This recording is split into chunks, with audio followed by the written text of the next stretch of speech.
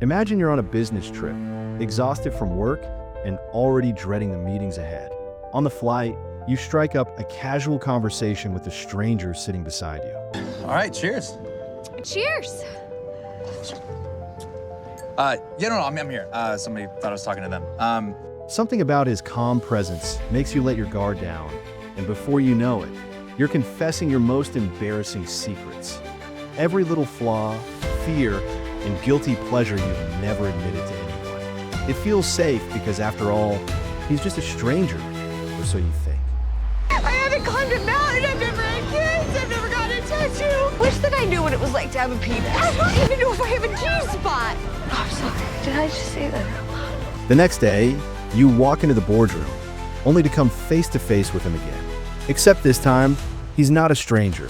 He's Jack, the brilliant and impossibly young CEO of the company.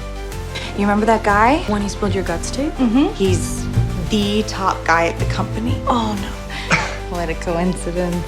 It's good to see you again. Yeah. He now knows every humiliating detail about you. What should have been the most awkward moment of your life instead blossoms into something unexpected. The beginning of the most exhilarating and romantic chapter of your life. If you're enjoying the story so far, show some love with a like and make sure to subscribe. That way, every time we uncover another tale, you'll be right here in the front row. The story begins in an office in Chicago where Emma, a young marketing associate, is nervously pitching an organic energy drink called Panda Prime to a cruise line. She delivers the presentation with enthusiasm, pouring all her energy into it. But despite her efforts, the client turns her down. Frustrated and defeated, Emma calls her best friend Lissy to vent about the rejection.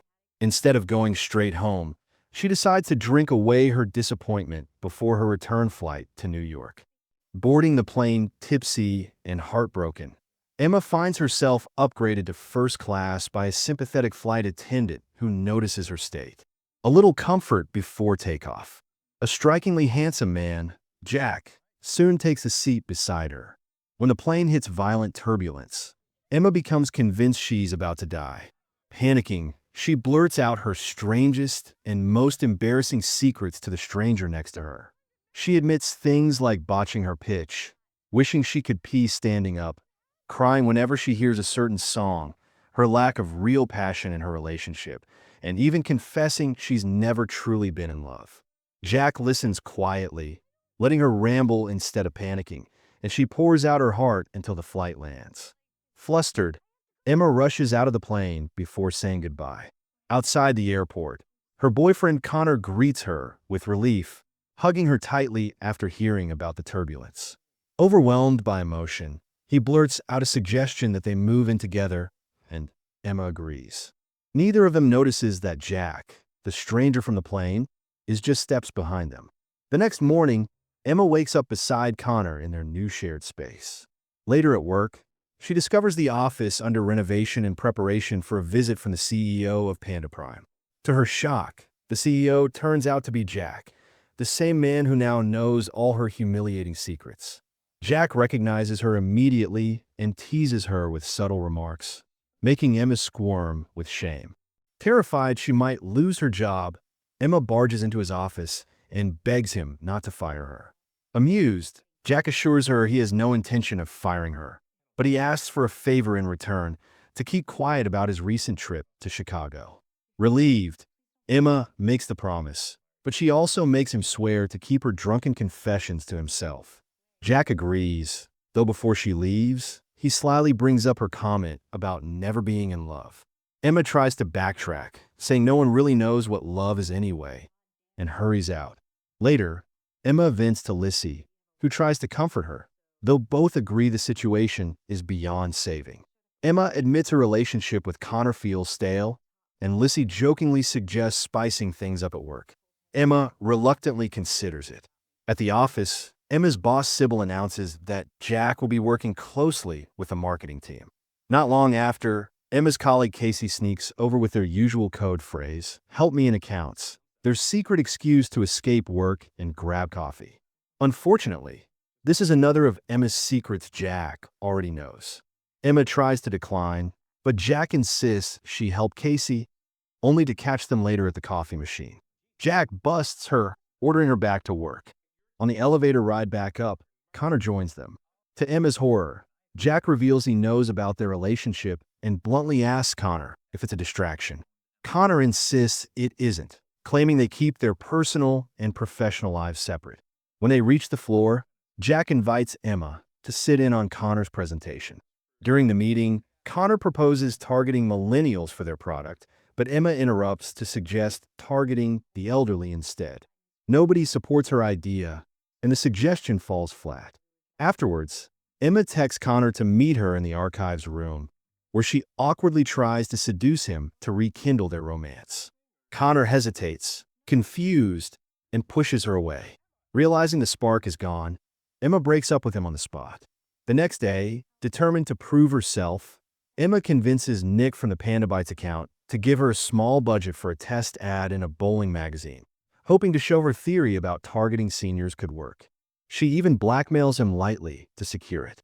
Later, Jack asks her opinion on a proposed new logo, and she boldly says she dislikes it. To her surprise, Jack agrees. He then gently asks if she's okay after a breakup, before casually asking her out. Emma blurts out a quick yes. That evening, Jack picks her up for their date. Emma leads him to a hidden club, but they discover they're in the wrong place. Laughing it off, they end up eating falafel at a small spot on the outskirts of the city, bonding over their misadventure. As they lean in to kiss, Jack's phone rings and his mood shifts. He brushes it off, insisting he just wants to enjoy the night with her, and they end the evening kissing passionately. Over the next few days, Emma basks in her whirlwind romance with Jack. They share countless dates and spend intimate nights together, but she soon notices Jack avoids personal questions.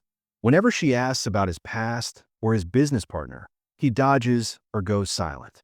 Concerned, she confides in Lissy, who warns her.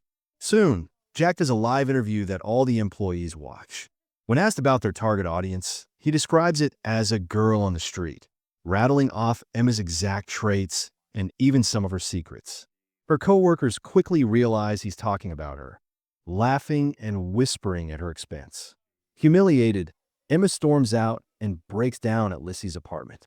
Jack calls to apologize, but Emma angrily tells him she never wants to hear from him again. Gemma, another friend, urges Emma to take revenge by exposing Jack's secrets. At first, Emma resists, saying she barely knows anything about him, only that he was in Chicago and mentioned a mysterious Plan B. Later, Jack approaches Emma at a cafe to apologize, but she accuses him of never truly opening up to her. When she asks directly why he was in Chicago, he refuses to answer, and she walks away, heartbroken. Back at Lissy's place, Gemma presses her again to dig into Jack's secrets, even offering to connect her with a tabloid reporter. Emma refuses, insisting she doesn't want revenge. Meanwhile, her bowling magazine ad proves to be a success, delivering record sales. When Nick tries to take credit, Emma boldly claims the idea as hers and demands a promotion, which Sybil grants. Later, Emma goes to support Lissy at a theater performance and finds Jack waiting for her. He finally opens up, explaining that he was in Chicago visiting his goddaughter Alice, the daughter of his late best friend and business partner. He wanted to protect her privacy and keep her out of the media spotlight. Relieved he's finally being honest, Emma asks him to watch the play with her, and they enjoy the night together. But after the show, Gemma arrives with the tabloid reporter, hoping to expose Jack. Emma tries to send them away, but Jack sees and misinterprets the scene, believing Emma betrayed him. Hurt, he storms off without letting her explain. That night, Jack flies to Chicago, but Emma follows him to the airport. Desperate, she pleads for a chance to explain, assuring him she never spoke to the reporter and confessing her love. She thanks him for accepting her, flaws and secrets included. Moved, Jack asks a fellow passenger to switch seats so he can sit beside her. For the first time, he opens up about his own vulnerabilities, confessing his love for her in front of everyone. Emma smiles through tears, and the two share a kiss, finally finding the romance she once wished for.